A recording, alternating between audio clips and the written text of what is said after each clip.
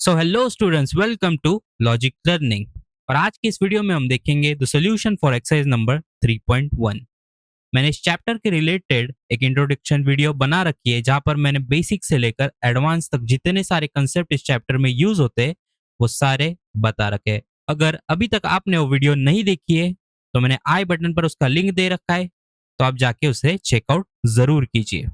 तो बढ़ते हैं आज के वीडियो की तरफ। तो हम देखेंगे the solution for exercise number 3.1। तो इसका फर्स्ट क्वेश्चन हमसे क्या कह रहा है, देखो।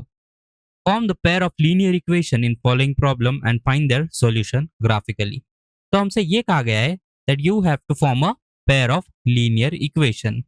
हमें एक ऐसा पेयर ऑफ लीनियर इक्वेशन बनाना है और उसके सॉल्यूशन जो आएंगे वो हमें ग्राफिकली बताने हैं। तो हमें फर्स्ट क्वेश्चन ये कह रहा है that are 10 students of class 10 took part in maths quiz. देखो 10 बच्चे हैं, उन्होंने मैथ्स के क्विज में पार्ट लिया है। If the number of girls is 4 more than the number of boys, find the number of boys and girls who took part in quiz। देखो word problem है तो इसे 3 से 4 बार पढ़िए। आप जितने बार वर्ड प्रॉब्लम पढ़ोगे उतना आपको इजी जाएगा सॉल्व करने में। तो देखो हमसे क्या कहा है, the 10 student of class 10 took part in mathematics quiz. Okay, तो 10 बच्चों ने पार्ट लिया है मैथमेटिक्स क्विज में। अब ये 10 बच्चे कितने बॉयज है कितने गर्ल्स है ये हमें बताना है। हमें सेकंड इन्फॉर्मेशन क्या दी है, that the number of girls is 4 more than the number of boys. मतलब गर्ल्स जो है वो 4 ज्यादा है बॉयज से। तो अगर एक क्लास में मुझे बताओ 50 लड़के हो गए तो उसमें लड़कियां कितनी होगी।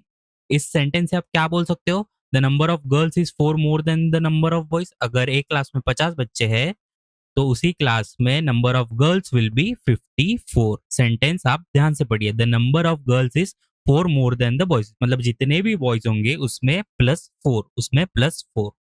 और हमें क्या दिया है, that we have to find the number of boys and girls who took part in the quiz. तो जो हमें फाइंड करना है हम उसे ही अज्यूम करते हैं। हम उसे क्या अज्यूम करते हैं, let the number of girls be x, let the number of girls be x and let the number of boys be y। Okay, यहां तक आप समझ गए। 10 student of class 10 took part in mathematics quiz. 10 students मतलब boys plus girls. Total student 10 है, 10 हमारे पास total students दिए गए। तो इसकी फर्स्ट इक्वेशन क्या बनेगी, x plus Y is equals to 10। मतलब girls plus boys equals to 10, मतलब 10 student took part in maths quiz. अभी सेकंड हमारे पास क्या थी information, if the number of girls is 4 more than the number of boys, मतलब number of girls is equals to 4 more than number of boys, मतलब 4 plus 5। This will be your second equation. So this is your first equation, this is your second equation. देखो ये आपके pair आ गए, this are the pair of linear equation. ये आपका pair आ गया। अब इसका एक्स एंड वाई हमें फाइंड करना है। वो कैसे फाइंड करना है, हमें फाइंड करना है बाय ग्राफिकली, हमें फाइंड करना है ग्राफिकली। तो चलिए करते, कैसे करते हम, देखो जो हमारी फर्स्ट इक्वेशन है पहले उसके लिए फाइंड करते हैं हम। क्या कर लो, एक्स वाई लिख लो, ऐसा एक डब्बा बना दो।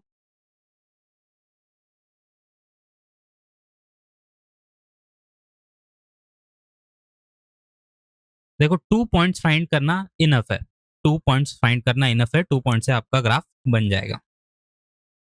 तो मान लो मैं यहाँ पर x की वैल्यू 0 रखता हूँ। देखो आप x की वैल्यू कुछ रखोगे आपकी y की वैल्यू निकल के आएगी, वैसे आप y की वैल्यू कुछ रखोगे आपकी x की वैल्यू निकल के आएगी। तो आप x कुछ भी मान सकते हो, 0 1 2 3 4 5 6 7 8 9 10 आप कुछ भी मान सकते हो, लेकिन आप ऐसी वैल्यू रखना x की जिससे कि आपको ग्राफ में प्लॉट करने के लिए इजी होगा। तो देखो मैं अगर x को यहाँ पर 0 मानता हूँ, मैंने x को 0 माना तो मेरी y की वैल्यू क्या आई, मेरी y की वैल्यू आई 10। अगर मैंने x को 1 माना तो मेरी y की वैल्यू क्या आई 9। लेकिन ये ग्राफ पे प्लॉट करना इतना सिंपल नहीं होगा, ये काफी ऊपर होगा। हमारा ग्राफ कहाँ से चालू होगा, 1 2 3 4 5 6 7 8 9 10, तो 10 मेरा y कोऑर्डिनेट है तो बहुत ऊपर बनेगा मेरा ग्राफ। तो आप ऐसी वैल्यू रखिए जिससे आप आपका ग्राफ इजी होगा बनाने में। तो देखो, अगर मैं यहाँ पर दिमाग लगा रहा हूँ, रख रहा हूँ, एक्स की वैल्यू अगर मैंने 5 रख दी, एक्स की वैल्यू अगर मैंने 5 रख दी, तो मेरी वाई की वैल्यू क्या निकल के आई? मेरी वाई की वैल्यू निकल के आई 5। सो अगर एक्स की वैल्यू मैं 5 रखता हूँ तो मेरी वाई की वैल्यू निकल के आती है 5। वैसे ही अगर मैं एक्स की वैल्यू 4 रख देता हूँ, एक्स की वैल्यू अगर मैंने 4 रख दी तो क्या आएगा? 4 प्लस 5 इज इक्वल्स टू 10। तो वाई की वैल्यू क्या है? 6। तो अगर मैं 4 रख देता हूँ तो 6। तो इस इक्वेशन के लिए आपके पास जो पॉइंट्स आ गए, जो आपके कोऑर्डिनेट्स आ गए, वो आ गए 5,5 और ये आ गया आपका 4,6। हमेशा याद रखना, पहला आपका होता है x और दूसरा होता है आपका y। ओके, अभी हमें सेकेंड इक्वेशन के लिए सेम पॉइंट्स फाइंड करने हैं। तो देखो, लिख दो इक्वेशन नंबर सेकेंड क्या है? x equals to 4 plus Y. डब्बा बना लो और फाइंड कर लो। तो अगर मैं यहाँ पर x की वैल्यू 4 रख देता हूँ, मैंने x की वैल्यू यहाँ पर 4 रख, देखो 4 इक्वल्स टू 4 प्लस वाई, तो मेरे पास y की वैल्यू 0 आ गई। अगर मैं 4 रखता हूँ तो y की वैल्यू 0 आ गई। वैसे ही अगर मैं x की वैल्यू 5 रख देता हूँ तो क्या होगा? 5 इक्वल्स टू 4 प्लस वाई, तो यहाँ से मेरी एक वैल्यू निकल के आई 1। तो अगर x की वैल्यू मैं 5 रखता हूँ तो y की वैल्यू मेरी निकल के आती है 1। तो मेरे पॉइंट्स क्या हो गए? 4,0 एंड 5,1। अभी इस पॉइंट्स को मुझे ग्राफ पे रिप्रेजेंट करना है और वहां से मेरा सॉल्यूशन निकलेगा। सॉल्यूशन मतलब मेरे x और y के वैल्यूज निकलेंगे और वही मेरा आंसर होगा। तो चलिए इसे ग्राफ पे प्लॉट करते हैं। हम पहले इस इक्वेशन के लिए लिखते हैं x plus Y equals to 10 के लिए। ओके, तो हमें क्या है? 5,5 और 4,6 हम मार्क कर लेते हैं। तो 5,5 का होगा, देखो ये मेरा x एक्सेस है 5, y एक्सेस है 5, तो ये मेरा हो गया 5,5। ये मेरा हो गया 5,5। यहाँ पे लिख देता हूँ 5,5। ओके, और सेकेंड पॉइंट क्या है मेरे पास? 4,6। ये 4 और ये मेरा यहाँ पर हो गया 6। सो दिस इज योर 4,6। अभी पॉइंट्स आ गए आपके, एक स्ट्रेट लाइन बना दो। देखो, कोई भी लीनियर इक्वेशन का ग्राफ जो होगा वो स्ट्रेट लाइन ही होगा। तो आपके 2 पॉइंट्स आ गए, एक स्ट्रेट लाइन बना लो। तो ये हो गई आपकी स्ट्रेट लाइन। ओके, ये किस इक्वेशन के लिए हुई? ये किस इक्वेशन के लिए बनाई हमने? हमने बनाई x plus Y equals to 10 के लिए। अभी हम बनाते हैं second graph for equation x equals to 4 plus Y. तो इसके क्या पॉइंट्स आए थे हमारे? 4, 0, 5, 1। तो मार्क कर लो, 4 0 का है, 4 x कोऑर्डिनेट और 0 मेरा y कोऑर्डिनेट। तो ये हो गया आपका मार्क। तो ये हो गया आपका पॉइंट्स, दैट इज 4,0। और सेकेंड पॉइंट क्या था आपका? 5,1, एक्स एक्सेस 5 एंड 1। ये हो गया आपका सेकेंड पॉइंट, दैट इज 5,1। अभी यहाँ से एक स्ट्रेट लाइन निकाल दो। ये हुई आपकी स्ट्रेट लाइन। तो ये बन गया आपका ग्राफ। ये बन गया आपका ग्राफ। ओके, सो आपको एक चीज नोटिस हुई होगी, आपको एक चीज नोटिस हुई होगी that this two lines are intersecting. अभी ये किसके लिए था ग्राफ हमारा? That is x equals to 4 plus Y. अभी आपको समझ में आ रहा होगा ग्राफ को देखकर दैट दिस टू लाइन्स, हमारे जो two pair of linear equation थे वो दोनों को इंटरसेक्ट कर रहे थे। वो दोनों को किस पॉइंट पर इंटरसेक्ट कर रहे हैं? वो दोनों इस पॉइंट पर इंटरसेक्ट कर रहे हैं कहीं। वो दोनों इस पॉइंट पर कहीं इंटरसेक्ट कर रहे हैं। तो अगर वो एक पॉइंट पर इंटरसेक्ट कर रहे हैं तो उसका वो कॉमन पॉइंट होगा और वही कॉमन पॉइंट हमारा सॉल्यूशन होगा। तो देखो, वो कॉमन पॉइंट के जो कोऑर्डिनेट्स हो गए वो क्या हो गए? एक्स क्या है हमारा? 7। ये देखिए आप, this is 7 and Y coordinates is 3। So this is 7,3। तो जो आपका आंसर होगा वो कोऑर्डिनेट्स ही आपका आंसर होगा। सो 7,3 इज योर आंसर। ये आपका एक्स है और ये आपका वाई है। इसको आप वेरीफाई भी कर सकते हो। कैसे करोगे? देखो, ये जो इक्वेशन थी हमारी x plus Y equals to 10, देखो हमारा आंसर क्या आया? 7 और 3। 7 प्लस 3 ये क्या होता है? 10 इक्वल्स टू 10। तो हमारा LHS बराबर RHS आ गया। सो this is your solution for question number 1।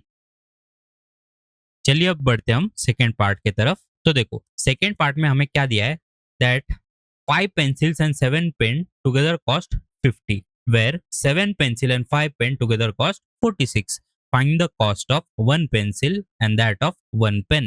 तो देखो मुझे एक बात बताओ, अगर एक पेन, आप कोई शॉप में जाते हो तो एक पेन आपको 10 रुपए का पड़ता है। तो अगर आपको 5 पेन लेने तो आप कितने रुपए देते हो शॉपकीपर को? You give 50 rupees. देखो एक पेन आपको लेना है, वो है 10 रुपए का।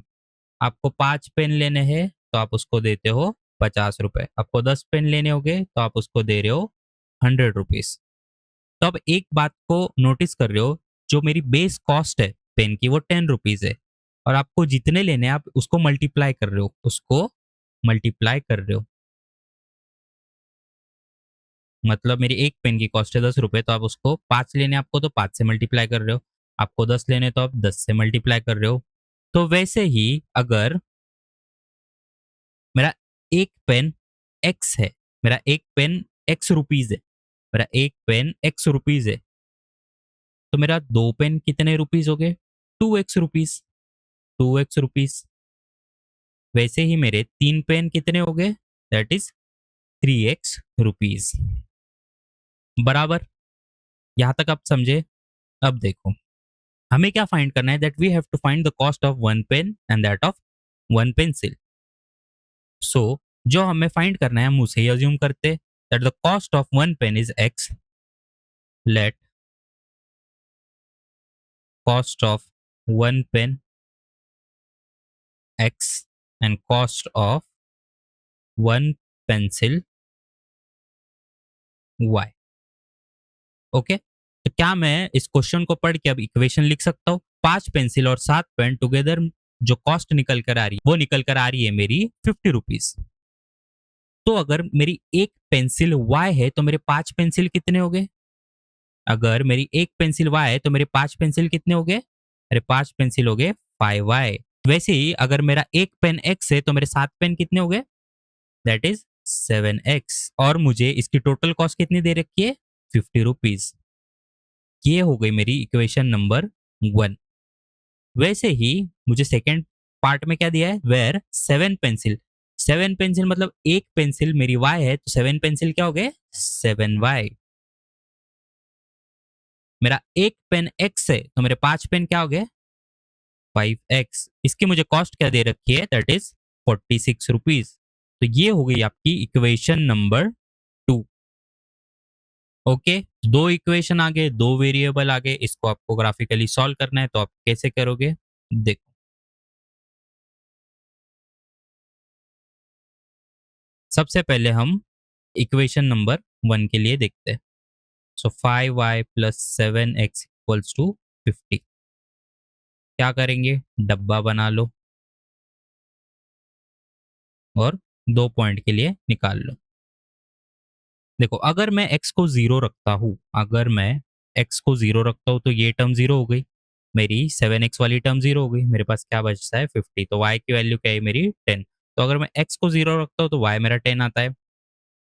वैसे ही अगर मैं और थोड़ा दिमाग लगाऊं और मैं x को 5 रख देता हूँ, x को अगर मैंने मान लो 5 रख दिया, 5y प्लस 7 इंटू 5 कितना होता है? 35। तो 35 इज इक्वल्स टू 50। तो 5y मेरा क्या आ गया? 35 राइट साइड जाएगा तो नेगेटिव में होगा, तो 50 माइनस 35 होता है 15। तो आपकी y की वैल्यू निकल कर आई 3। तो अगर मैं x को 5 रखता हूँ तो मेरी y की वैल्यू निकल कर आती है 3।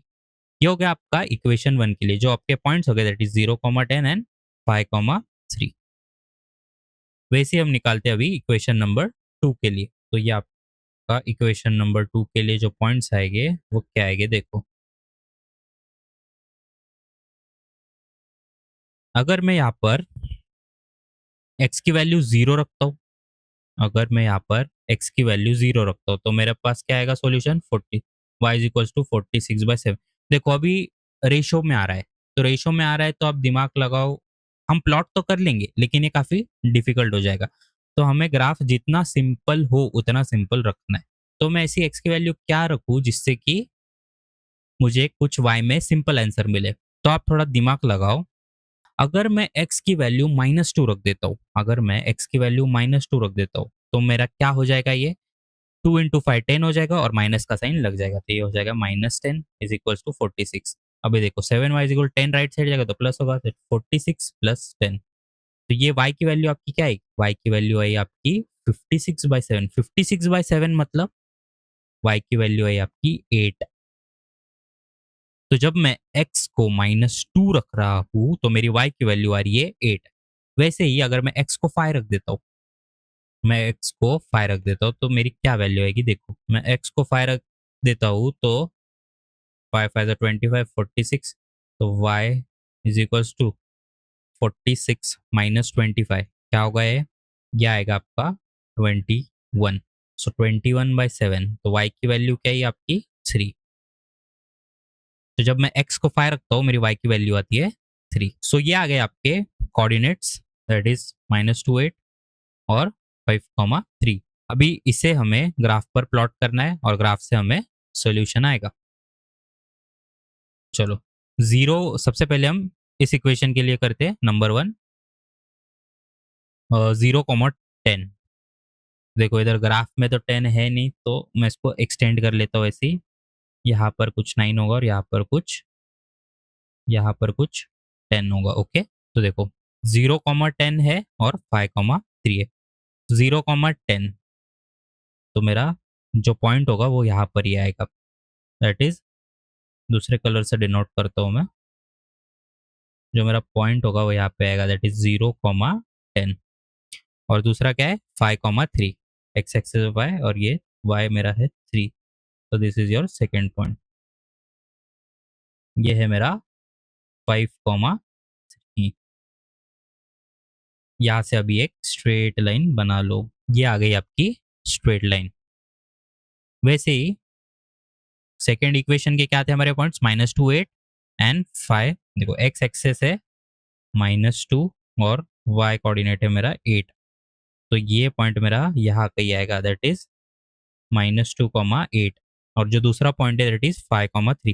देखो 5,3 इधर ही है, मतलब सेम ही आया। सो आपकी जो स्ट्रेट लाइन बनेगी वो कुछ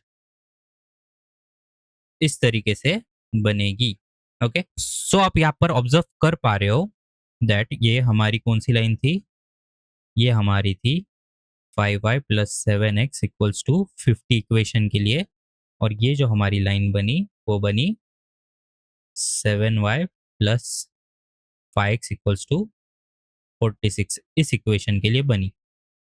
तो आप एक चीज ऑब्जर्व कर पा रहे हो दैट ये जो दोनों इक्वेशन के हमारे लाइन बने हैं उसका एक वो इंटरसेक्ट कर रहे और उसका एक कॉमन पॉइंट है। उसका एक कॉमन पॉइंट है ये एक उसका कॉमन पॉइंट है और उसके जो कोऑर्डिनेट्स है that is 5,3। So this common point और this intersecting line having common point at coordinate 5,3 is your solution. So the value of x is 5 and the value of y is 3. So x हमने क्या assume किया था? हमने x assume किया था pen. So आपकी जो cost of one pen is 5 and the cost of one pencil is 3। Okay, clear? So question number 2 पर जाने से पहले मैं आपको कुछ कॉन्सेप्ट बता देता हूँ। देखो, अगर मेरे पास कोई इक्वेशन है, मेरे पास कोई पेयर ऑफ लीनियर इक्वेशन है। पेयर ऑफ लीनियर इक्वेशन मतलब मेरे पास दो लीनियर इक्वेशन हो गए। अगर मेरे पास दो इक्वेशन है और मुझे बताना है that line are intersecting, line are parallel और लाइन आर कोइंसिडेंट। अगर मुझे ये बिना ग्राफिकली बताना हो तो मैं कैसे बताता हूँ? तो देखो मेरे पास कुछ इक्वेशन मान लेता हूँ 7x plus 5y plus 2 is equals to 0, ऐसी कुछ इक्वेशन है। और मेरे पास जो दूसरी इक्वेशन है वो कुछ ऐसी है, 3x plus 2y plus 8 equals to 0। तो इसका जो स्टैंडर्ड फॉर्म होता है इसे हम कैसे लिखते हैं? a1x plus b1y plus c1। इसके लिए क्या लिखेंगे हम? a2x plus b2y plus c2। अभी ये a1 क्या है? a1 मतलब ये x का कोएफिशिएंट। y b1 क्या होता है? y का कोएफिशिएंट। c1 क्या होता है? ये। वैसे ही a2 क्या है इधर? x का कोएफिशिएंट b2 क्या है, y का कोएफिशिएंट और ये c। तो आपके पास तीन कंडीशन आते। सो वो तीन कंडीशंस क्या होते? अगर मेरा a1 upon a2 is not equals to b1 upon b2, तो इसे मैं क्या कहता हूं? इसे मैं कहता हूं दैट लाइंस आर इंटरसेक्ट। तो इसे मैं क्या कहता हूं? Line will intersect, it will have an unique solution. और अगर सॉल्यूशन होगा तो मैं उसे बोलता हूं कंसिस्टेंट। क्या बोलता हूं मैं उसे? कंसिस्टेंट। ये हो गई फर्स्ट केस। अब इसकी जो सेकंड केस है उसमें क्या होता है? अगर a1 a2 is equals to b1 b2, अगर इक्वल टू हो गया, दोनों रेशियोज मेरे बराबर आ गए, तो जो मेरा थर्ड रेशियो है उसे देखा जाएगा। अगर ये तीनों बराबर आ गए तो मैं इसे कहता हूं मैं कोइंसिडेंट लाइन। क्या हो गए? कोइंसिडेंट। और इसके इन्फाइनाइटली मेनी सॉल्यूशन आएंगे। और अगर सॉल्यूशन आएंगे तो इसे मैं क्या बोलूंगा? कंसिस्टेंट। क्या बोलूंगा मैं इसे? कंसिस्टेंट। ये हो गई आपकी सेकेंड केस। आपकी थर्ड केस जो है वो है अगर a1 इक्वल्स टू a2 बराबर b1 by b2 but not equals to c1 by c2। ऐसे लाइंस को मैं बोलूंगा parallel lines. Parallel lines. Parallel lines मतलब नो सॉल्यूशन। और अगर नो सॉल्यूशन आए मतलब इनकंसिस्टेंट। ओके, तो क्या होता है? जब मेरा a1 by a2 is not equals to b1 by b2 then line intersect. इसका ग्राफ कुछ ऐसा बनता है, देखो कहीं भी इंटरसेक्ट कर सकती है। तो देखो ये जो होता है ये उसका सॉल्यूशन होता है and that is unique solution. अगर सॉल्यूशन आ गया तो हम उसे बोलेंगे कंसिस्टेंट। सेकंड केस में क्या होता है? तीनों रेशियोज बराबर हो गए मतलब कोइंसाइड कर दिए। मतलब ये लाइन है पहले इक्वेशन की, तो दूसरी लाइन भी उसी लाइन के ऊपर बनेगी, मतलब कोइंसाइड करेंगी।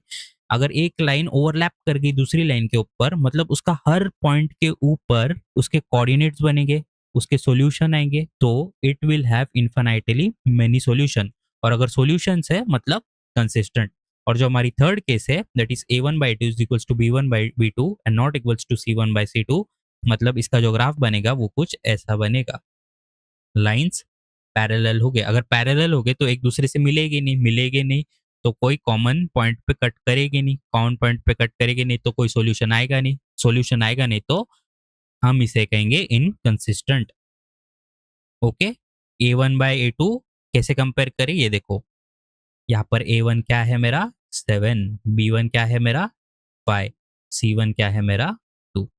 वैसे ही सेकंड इसमें क्या है? a2 3, b2 2 and c2 8। Compare करो, a1 बाई 2 क्या है 7/3, b1/b2 क्या है 5/2। So this are not equal. मतलब इन दो इक्वेशन के लाइन क्या करेंगे? Intersect. It will have unique solution and we will call it as consistent. चलो, आपको ये कंसेप्ट क्लियर हो गया। अभी हम क्वेश्चन नंबर 2 की तरफ बढ़ते हैं। तो देखो क्वेश्चन नंबर 2 हमसे क्या कह रहा है? क्वेश्चन नंबर 2 में हमें बोला है on comparing the ratios a1 a2 b1 b2 c1 c2 find out whether the line representing the following pair of linear equation intersect at a point are parallel और कोइंसिडेंट। हमें बताना है जो ये पेयर ऑफ लीनियर इक्वेशन है ये intersecting line है, parallel line है या कोइंसिडेंट लाइन है। तो देखो हम क्या करते हैं? रेशियोज कंपेयर करते हैं। तो रेशियोज कंपेयर करते हैं तो क्या रेशियोज कंपेयर हो गए? देखो a1x plus b1y plus c1 is equals to 0 and a2x plus b2y plus c2 is equals to 0। यहाँ पर a1 क्या है मेरा? a1 5 है, b1 देखो साइन हमेशा लेना है। देखो ये b1 क्या है मेरा 4, लेकिन you have to always consider the sign. This is very important.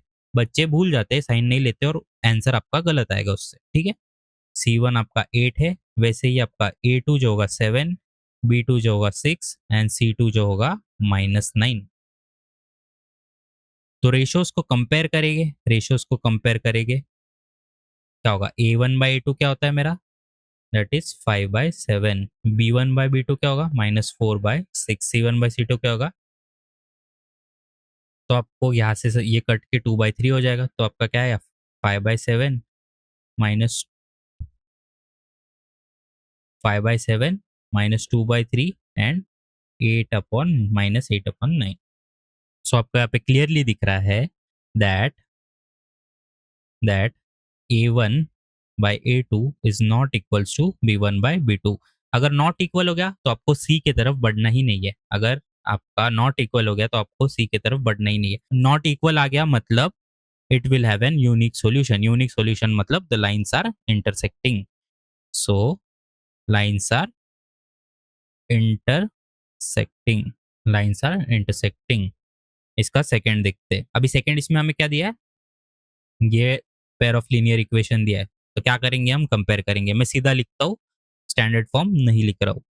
सो 9/18, 3/6, 12/24। तो ये कट के क्या होगा, 1/2, 1/2, 1/2। सो आपको क्लियरली दिख रहा है 1/2, 1/2, 1/2 that A1/A2 is equals to B1/B2 is equals to C1/C2। अगर ऐसे आया मतलब आपके क्या हो गए, you will have infinitely many solution. Infinitely many solution मतलब the lines are coincident, coincide कर रही है वो लाइंस एक दूसरे को। Okay, you got this.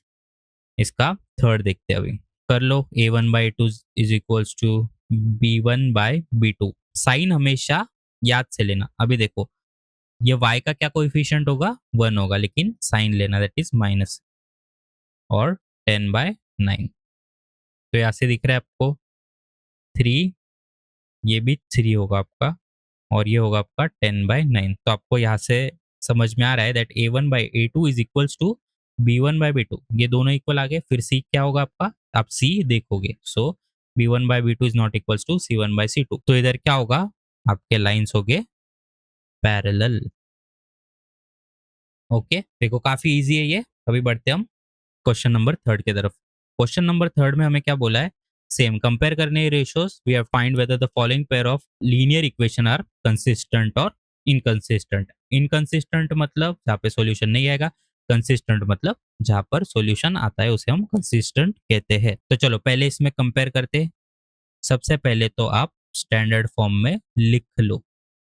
What is the standard form, a1x plus b1y plus c equals to 0। तो यहाँ से A1 की वैल्यू है आपकी 3, B1 की वैल्यू है 2 और C1 की वैल्यू आपकी है -5।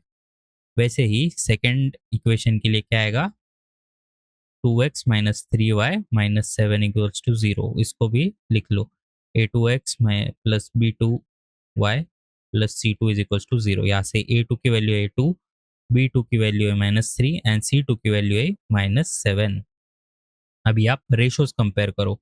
सो 3/2, 2/, -3 एंड -5/-7। ये माइनस माइनस कट गया। तो आपको यहाँ से दिख रहा है that A1/A2 is not equals to B1/B2। ऐसे होता है तो क्या होता है, हमारे पास यूनिक सॉल्यूशन आता है। क्या आता है, हमारे पास यूनिक सॉल्यूशन आता है। सॉल्यूशन आया मतलब क्या होगा, ये कंसिस्टेंट। ओके, चलो अभी सेकंड का देखते हैं। सेकेंड इसमें स्टैंडर्ड फॉर्म में लिख लो, 2x minus 3y minus 8 equals to 0। और सेकेंड इक्वेशन को भी लिख लो स्टैंडर्ड फॉर्म में, -9 इक्वल्स टू 0। रेशियोज को कंपेयर करो, साइन अच्छे से लेना, माइनस माइनस कट गया, ये हो गया 1/2, ये हो गया आपका 1/2। तो 1/2, 1/2, और ये हो गया आपका 8/9। तो यहाँ से आपको दिख रहा है A1/2 is equals to B1/B2 but not equals to C1/C2। जब आपका ऐसा होता है तब क्या होता है, lines are parallel, so no solution. क्या होता है आपका, नो सॉल्यूशन। और जब नो सॉल्यूशन होता है तब क्या होगा, इनकंसिस्टेंट। ओके, अब इसका थर्ड देखते हैं। तो देखो, ये आपको ऐसी बड़ा लग रहा होगा बट इजी है। मुझे एक बात बताओ, अगर कुछ ऐसा डिवाइड में हो, अगर कुछ ऐसा डिवाइड में हो 1/2/5/2, तो क्या होता है? ये इससे मल्टीप्लाई होता है, ये इससे मल्टीप्लाई होता है। कैसे होता है? 1/2 इंटू 2/5 ऐसे हो जाता है। तो इसका आंसर क्या आया? 1/5। ओके, तो देखो, सबसे पहले तो इसको स्टैंडर्ड फॉर्म में लिख लो। तो इसकी क्या स्टैंडर्ड फॉर्म भी देखो, 3/2x plus 5/3y minus 7 is equals to 0, ये इसकी स्टैंडर्ड फॉर्म होगी। तो ऐसी क्या होगा? 9x plus 10y minus 14 is equals to 0। तो इसका a1 क्या आया? 3/2, b1 क्या आया? 5/3 और c1 क्या आया? -7। इसका क्या आया? a2 9, b2 -10 एंड c2 जो आया मेरा इसका -14। रेशियोज को कंपेयर कर लो, क्या होगा? a1/2 क्या होगा मेरा? 3/2 अपॉन 9। अब 9 के नीचे मैं 1 मान लेता हूँ, उससे तो कुछ होगा नहीं, तो ये क्या होगा? ऊपर जाएगा तो क्या होगा? ये ऐसा कुछ बनेगा मेरा 3/18। अभी b1/b2 क्या है मेरा? 5/3 अपॉन -10। ये भी क्या होगा मेरा? -5/30। और मेरा c1/c2 क्या है? -7/14। माइनस माइनस कटा, एक का बचा 1/2। तो मेरे रेशियोज क्या है?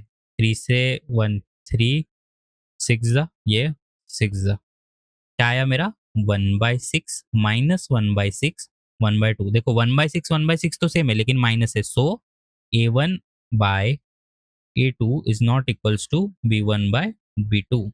नॉट इक्वल मतलब यूनिक सॉल्यूशन, यूनिक सॉल्यूशन मतलब कंसिस्टेंट। ओके, चलो अभी इसका जो लास्ट है वो देखते हैं। 3y माइनस 11 इक्वल्स टू 0, और ये क्या? -10x plus 6y plus 22 equals to 0। तो इसको कंपेयर कर लो, क्या होगा इसका? 1/2 1/2 और 1/2, -1/2 -1/2 एंड -1/2। सो आपको यहाँ से दिख रहा है that a1/a2 is equals to b1/b2 is equals to c1/c2। अगर ये आया मतलब लाइन विल कोइंसाइड, कोइंसाइड मतलब it will have infinitely many solution मतलब कंसिस्टेंट। चलो अभी देखते हैं क्वेश्चन नंबर 4। तो देखो क्वेश्चन नंबर 4 में हमसे क्या बोला है? That which of the following pair of linear equation are consistent और inconsistent? If consistent obtain the solution graphically. हमें देखना है, दो इक्वेशन दी है, इसमें हमें देखना है that the lines are consistent और इनकंसिस्टेंट। अगर कंसिस्टेंट होगा तो ग्राफिकल रिप्रेजेंटेशन में बताना है। तो चलो देखते हैं।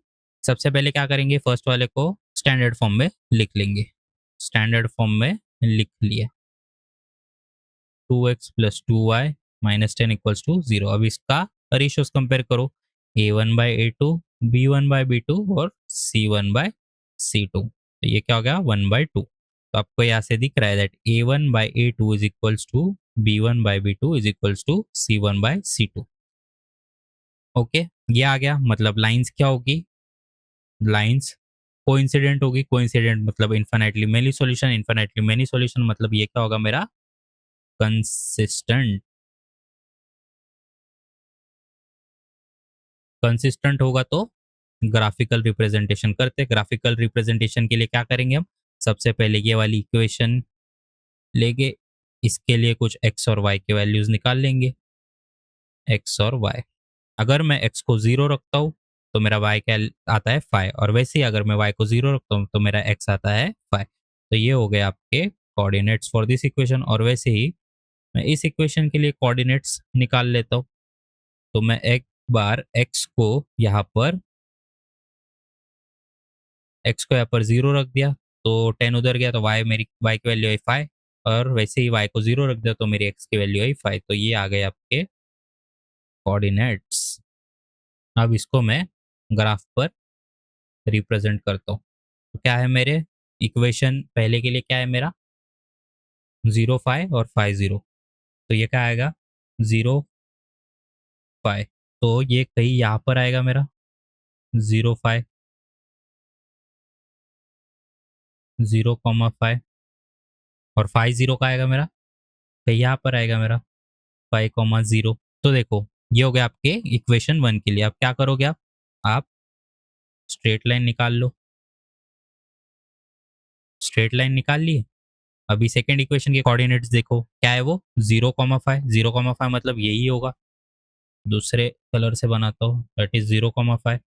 और दूसरा क्या है 5,0, वो भी इसी के लिए होगा, दैट इज 5, दैट इज 5,0।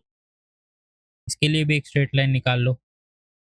मतलब आपको दिख रहा है दैट जो हमारे दो इक्वेशन थे, that pair of linear equation, वो एक दूसरे को ओवरलैप कर रहे। ओवरलैप कर रहे मतलब it will have infinitely many solution. तो मेनी सॉल्यूशन मतलब यहाँ पे भी ये होगा, यहाँ पर भी होगा, यहाँ पर भी, यहाँ पर भी, यहाँ पर भी, यहाँ पर भी, इन्फिनाइटली मेनी सॉल्यूशन। तो आप 3 4 लिख के छोड़ दो, 0,5, 5,0, 2,3, ऐसे इन्फिनाइट 2 3 लिख के आप छोड़। ओके, ये हो गया इसका फर्स्ट पार्ट। अभी हम देखते हैं सेकंड। ये चारों उसी तरीके से सॉल्व करते हैं। मैं आपको 3 तक बता देता हूँ, फोर्थ वाला आप होमवर्क कर लो। तो देखो सबसे पहले सेकंड वाले को स्टैंडर्ड फॉर्म में लिख लो, दैट इज ये होगा। और इसका क्या होगा 3x minus 3y minus 16 equals to 0। अब क्या करो, इसके रेशियोज कंपेयर कर लो, 1/3। इसका क्या है माइनस का क्या आएगा, माइनस माइनस हटा, माइनस माइनस हटा, ये क्या होगा 4 2 2/3। तो आपको दिख रहा है that a1/a2 is equals to b1/b2 but not equals to c1/c2। ऐसे इसमें क्या होता है, नो सॉल्यूशन। ओके, अगर नो सॉल्यूशन होगा तो इनकंसिस्टेंट होगा। इनकंसिस्टेंट होगा तो इसको ग्राफिकली हमें रिप्रेजेंट नहीं करना है। चलो अभी थर्ड देखते हैं। देखो थर्ड क्या है, थर्ड ऑलरेडी स्टैंडर्ड फॉर्म में लिखा है, तो सीधा रेशियोज कंपेयर कर लो, 2/4 -1/2 और -6/-4। माइनस माइनस हटा, ये 2 3 ये 1/2। तो देखो 1/2 -1/2 और ये 3/2। देखो आपको दिख रहा है that a1/a2 is not equals to b1/b2। पहला a1/2 क्या है 1/2, और सेकंड क्या है -1/2। तो साइन की वजह से डिफरेंस है। तो अगर ये होगा तो आपको क्या पता है, that it will be consistent, it will have a unique solution. अगर कंसिस्टेंट है तो हमें इसका ग्राफिकल रिप्रेजेंटेशन करना है। तो चलो करते। तो कैसा करें graphical representation, 2x plus y minus 6 equals to 0। X और वाई के पॉइंट्स फाइंड कर लो। तो अगर मैंने x को 0 रखा तो y की वैल्यू आई 6, वैसे ही मैंने y को 0 रखा तो मेरी x की वैल्यू आई 3। तो पॉइंट्स क्या हो गए 0 6 और 3 0। वैसे ही इस इक्वेशन के लिए क्या होगा मेरा, अगर मैं x को रखता हूँ 0 तो मेरी y की वैल्यू क्या निकल कर आई, मेरी y की वैल्यू निकल कर आएगी -2। और वैसे ही अगर मैं y को 0 रखता हूँ तो मेरे x की वैल्यू क्या निकल कर आई 1। सो ये हो गए आपके कोऑर्डिनेट्स। इसको आप ग्राफ पर प्लॉट करो, 0,6, 0,6 और 3,0, 0,6 मतलब ये यहाँ पर होगा कहीं, यहाँ पर होगा ये, दैट इज 0,6। दूसरा क्या था मेरा 3,0, मतलब ये यहाँ पर होगा कहीं 3,0। ये आ गई एक इक्वेशन के लिए, इससे आप स्ट्रेट लाइन बना लो। ये है आपकी स्ट्रेट लाइन फॉर इक्वेशन। ये क्या है equation, 2x plus y minus 6 equals to 0। दूसरे पॉइंट्स क्या है मेरे पास, 0 -2 और 1 0। 0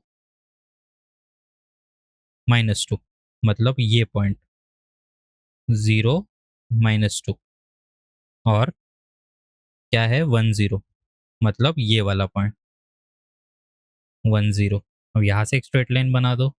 ओके, तो आपको दिख रहा है दैट ये जो हमारी स्ट्रेट लाइन बनी है ये किस इक्वेशन के लिए बनी है, 4x minus 2y minus 4 equals to 0। और आपको दिख रहा है दैट ये एक इंटरसेक्टिंग लाइन बनी है, मतलब ये कहीं यहाँ पर इंटरसेक्ट कर रही है। यहाँ पर इंटरसेक्ट कर रही है मतलब इसके कोऑर्डिनेट्स क्या हो गए 2,2। So your answer will be 2,2। Okay, और ये फोर्थ वाला आप होमवर्क कर लो। चलो बढ़ते अभी क्वेश्चन नंबर 5 के ऊपर। तो देखो क्वेश्चन नंबर 5 हमसे क्या कह रहा है। हमें क्वेश्चन नंबर 5 में बोला गया है that half the perimeter of rectangular garden whose length is 4 meter more than its width is 36 meter. Find the dimension of garden. देखो सबसे बड़ा टास्क जो होता है वर्ड प्रॉब्लम में वो होता है उसे समझना और उससे इक्वेशन लिखना। इतना हो गया तो आपका क्वेश्चन बहुत इजी है। तो क्वेश्चन को 4 से 5 बार पढ़िए, मतलब आपको समझ में आए। देखो हमसे क्या कह रहा है, half the perimeter of rectangular garden. So ये है मेरा रेक्टेंगुलर गार्डन।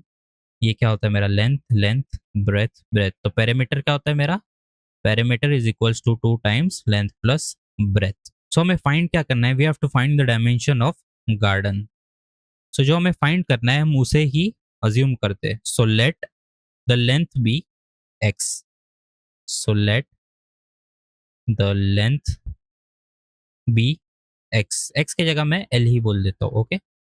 और let the breadth b and breadth b b, okay. So अभी देखो क्वेश्चन को फिर से पढ़ते हैं। Half the perimeter of rectangular garden whose length is 4 metre more than its width। उसकी जो लेंथ है, उसकी जो लेंथ है, the length will be 4 times more. 4 times मतलब 4 ज्यादा, प्लस 4। किसी की 10 होगी तो प्लस मोर 4 बोला तो 14 हो जाएगा। वैसे ही लेंथ क्या होगी, length will B whose length is equals to more than its width। 4 more than मतलब 4 plus its width that is b। ये होगी आपकी इक्वेशन नंबर 1। अब जो इक्वेशन नंबर 2 है उसको आप क्वेश्चन फिर से पढ़ो। Half the perimeter of a rectangular garden whose length is 4 meter more than its width is 36 meter। मतलब जो हाफ द पेरीमीटर किसका दिया है, that is given of 36 metre. मतलब half perimeter is given of 36 metre. मेरा perimeter क्या होता है, क्या होता है मेरा ये, तो half into 2 into length plus breadth is equals to 36। ये 2 से 2 कटा तो क्या बचा, l plus b is equals to 36। ये हो गई आपकी इक्वेशन नंबर 2। सो आपकी इस दो इक्वेशन से आप ग्राफिकल रिप्रेजेंटेशन कर सकते हो और इससे आपका सॉल्यूशन आ जाएगा। तो आप इसे होमवर्क में सॉल्व कीजिए। अभी देखते हैं हम क्वेश्चन नंबर 6। सो देखो क्वेश्चन नंबर 6 में क्या दिया है, that the given linear equation, एक इक्वेशन दे रखी है हमें। Write another linear equation in two variables such that the geometrical representation of the pair so formed is। तो हमें एक लीनियर इक्वेशन दे रखी है ऑलरेडी, हमें और एक ऐसी लीनियर इक्वेशन लिखनी है जिससे कि हमें जो दिया है इंटरसेक्टिंग लाइंस, पैरेलल लाइंस और कोइंसिडेंट लाइन, ये 3 क्राइटेरिया को फुलफिल करे, ऐसी एक इक्वेशन हमें लिखनी है। एक तो हमें गिवन ही। सो देखो इंटरसेक्टिंग लाइन में क्या होता है, यूनिक सॉल्यूशन आता है। यूनिक सॉल्यूशन मतलब a1 by a2 is not equals to b1 by b2। हमें एक ऐसी लीनियर इक्वेशन लिखनी है जिसका a1 by a2 is not equals to b1 by b2। इतना लिख दिया, आपका फर्स्ट का आंसर बन गया। तो देखो हमें गिवन कौन सी इक्वेशन है, 2x plus 3y minus 8 equals to 0। Okay, अभी हमें एक लीनियर इक्वेशन लिखनी है, तो मुझे ऐसी कुछ लिखना है जिसका a1 by a2 is not equals to b1 by b2। तो देखो मैं लिख रहा हूँ एक equation 2x minus 7 y plus 9 equals to 0। So मैं इसका a1 बाई a2 कंपेयर कर रहा हूँ, a1 by a2, b1 by b2, b1 by b2, c1 by c2। ये क्या आया, 1 माइनस 3 बाई 7 माइनस 8 बाई 7। तो आपको यहाँ से क्लियरली दिख रहा है that a1 by a2 is not equals to b1 by b2। सो आपकी जो इक्वेशन आपने लिखी है, दिस इज योर आंसर। देखो एनसीईआरटी में आंसर अलग हो सकता है, यहाँ पर मेरा आंसर अलग आया, आपका कुछ आंसर अलग आएगा, वो सारे आंसर सही है। ओके, वैसे ही हमें पैरेलल लाइंस के लिए लिखनी है। पैरेलल लाइंस के लिए लिखेंगे, हमें गिवन है 2x plus 3y minus 8 equals to 0। Parallel lines के लिए मतलब a1 बाई a2 मेरा इक्वल होगा b1 बाई b2 से, और b1 बाई b2 जो होगा मेरा नॉट इक्वल होगा c1 बाई c2 से। ओके, तो मैं एक इक्वेशन लिखता हूँ, that is 6x plus 9y plus 9 equals to 0। इसका कंपेयर करो, a1/2, 2/6, 3/9 माइनस 8/9, क्या आया मेरा 1/3, 1/3 या 1/3 या -8/9। तो आपको दिख रहा है that a1/a2 is equals to b1/b2 but not equals to c1/c2। सो आपने जो इक्वेशन लिखी ये आपकी राइट इक्वेशन है, ये इसका आंसर होगा। वैसे ही आपको कोइंसिडेंट लाइन के लिए लिखना है, 2x plus 3y minus 8 is equals to 0। तो मैं एक इक्वेशन लिखता हूँ, 4x plus 6y minus 16 equals to 0। क्या होगा इसका 2/4, 3/6 और -8/-16। तो ये क्या होगा 1/2, 1/2, 1/2। सो आपको दिख रहा है that a1/2 is equals to b1/b2 is equals to c1/c2। तो आपने जो इक्वेशन लिखी ये इसका आंसर होगा। सो this is your question number 6। अभी देखते हैं हम इस एक्सरसाइज का last question, that is question number 7। तो देखो क्वेश्चन नंबर 7 में हमसे क्या बोला है, that draw the graph of equation x minus y plus 1 is equals to 0 and the second equation given as 3x plus 2y minus 12 equals to 0। तो क्या करेंगे हम, x की वैल्यू 0 रख के देख लेंगे, 1 2 कुछ भी रख के देख लेंगे, उससे मेरी y की वैल्यू आएगी। ऐसे हम 2 पॉइंट्स के लिए निकाल लेंगे, 2 पॉइंट्स काफ़ी होते हैं ग्राफ बनाने के लिए। ऐसे हम दोनों इक्वेशंस के लिए लिखेंगे, दोनों इक्वेशन से हमारे पास स्ट्रेट लाइन आएंगी दो, वो हम ग्राफ में ड्रॉ कर लेंगे। ओके, तो चलो करते। तो पहली इक्वेशन के लिए मैं लिखता हूँ x और y। तो अगर मैं x को 0 रखता हूँ तो मेरा y आता है 1, और अगर मैं y को 0 रखता हूँ तो मेरा x आता है -1। तो ये हो गए मेरे पॉइंट्स। वैसे ही मैं सेकेंड इक्वेशन के लिए निकाल लेता हूँ।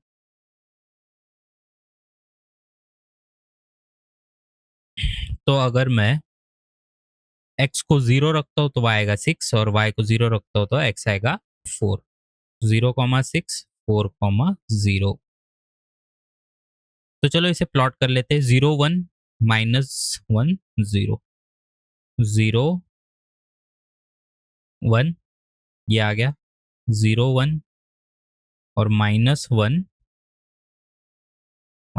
0, मतलब ये पॉइंट -1 0। यहाँ से आपकी जाएगी स्ट्रेट लाइन, यहाँ से आपकी जाएगी स्ट्रेट लाइन। ओके, ये किस इक्वेशन के लिए है, that is x minus y plus 1 equals to 0। Okay, अभी क्या है 0 6 4 0, 0 6, मतलब यहाँ पर गई 0 6 एंड 4 0। तो ये हो गया आपका 4 0 4 0, ये आई आपकी लाइन। ओके, सो जो आपका ग्राफ है आपको दिख रहा है that two lines are intersecting each other at point here, somewhere here. Okay, तो आपको दिख रहा है दैट ये दोनों लाइन इंटरसेक्ट कर रही है, दोनों लाइन इंटरसेक्ट कर रही है, मतलब एक कॉमन पॉइंट पे इंटरसेक्ट कर रही होगी, वही कॉमन पॉइंट इसका सॉल्यूशन होगा। कहाँ इंटरसेक्ट कर रही है, ये इंटरसेक्ट कर रही है 2,3 पर। Okay, so this will be your solution 2,3। अभी देखो क्वेश्चन में हमसे और क्या कहा है, that determine the coordinates of the vertex of triangle formed by this line. ठीक है, अभी वर्टेक्स बोलना है हमें, एक ट्रायंगल बन रहा है उसके वर्टेक्स के कोऑर्डिनेट्स बोलने हैं हमें, that form by the triangle by this lines and the x and shade the triangular region. तो देखो एक एक्स एक्सेस है हमारे पास, ये मेरी हो गई एक्स एक्सेस, ये मेरी हो गई एक्स एक्सेस। ओके, और ये मेरी एक लाइन आ गई, ये मेरी एक लाइन आई। वैसे ही ये मेरी सेकंड लाइन आई, और ये मेरी एक्स एक्सेस है। तो आपको ट्रायंगल दिख रहा है, ये ट्रायंगल दिख रहा है आपको, ये ट्रायंगल दिख रहा है। बस इसके जो वर्टाइसेस है वो आपको बताने, वर्टाइसेस मतलब इसके जो कोऑर्डिनेट्स, इसका देखो इसका क्या है, इसका कोऑर्डिनेट -1,0, इसका कोऑर्डिनेट क्या है 4,0 और इसका कोऑर्डिनेट क्या निकल के आया दैट इज 2,3 और जो हमें ट्राइंगल दिख रहा है उसको शेड करना है हमें बस। सो ये हो गया आपका क्वेश्चन नंबर 7 का सॉल्यूशन। यहाँ पर आपकी एक्सरसाइज खत्म होती है। नेक्स्ट चैप्टर में हम देखेंगे एक्सरसाइज नंबर 3.2 और अगर अभी तक आपने चैनल को सब्सक्राइब नहीं किया है तो सब्सक्राइब कर दो। Till then good bye.